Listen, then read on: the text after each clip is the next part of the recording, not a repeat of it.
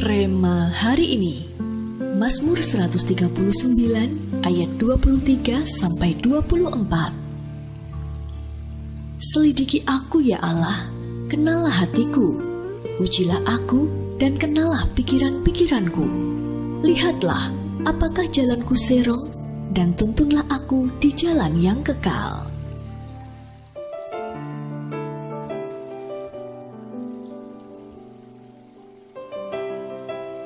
Don Moon, hampir tidak ada orang Kristen yang tidak pernah mendengar namanya. Ia dianggap sebagai pelopor musik ibadah modern.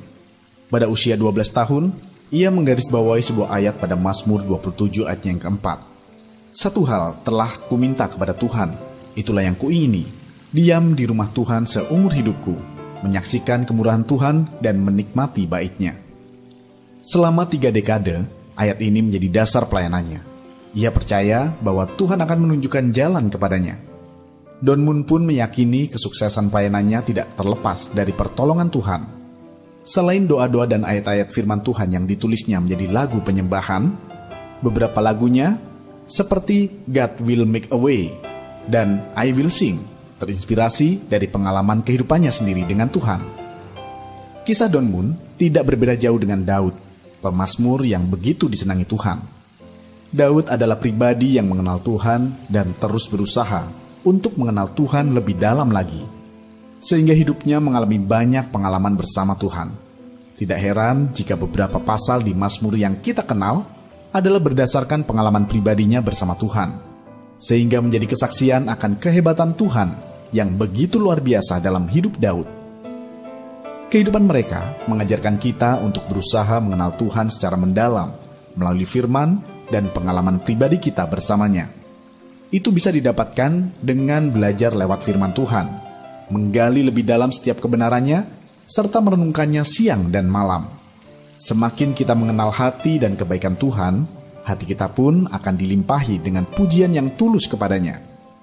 Sehingga penyembahan kita tidak mungkin menjadi penyembahan yang biasa-biasa saja. Saat kita menjadi penyembah yang bisa menggugah hati Tuhan, kita pun akan mengalami mujizat penyembahan.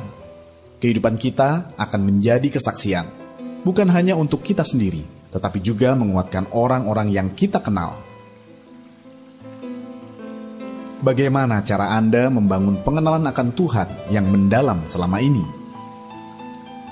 Menurut Anda, mengapa firman Tuhan dan pengalaman pribadi dapat membuat kita mengenal Tuhan? Apa langkah yang akan kita ambil agar dapat mengenal Tuhan secara mendalam? Tuhan, kami sungguh rindu mengenal Engkau lebih dalam lagi, sehingga setiap langkah dan apapun yang kami kerjakan seturut dengan kerinduan dan kehendak-Mu. Biar hidup kami menjadi kesaksian dimanapun kami berada. Di dalam nama Tuhan Yesus, kami berdoa. Amin.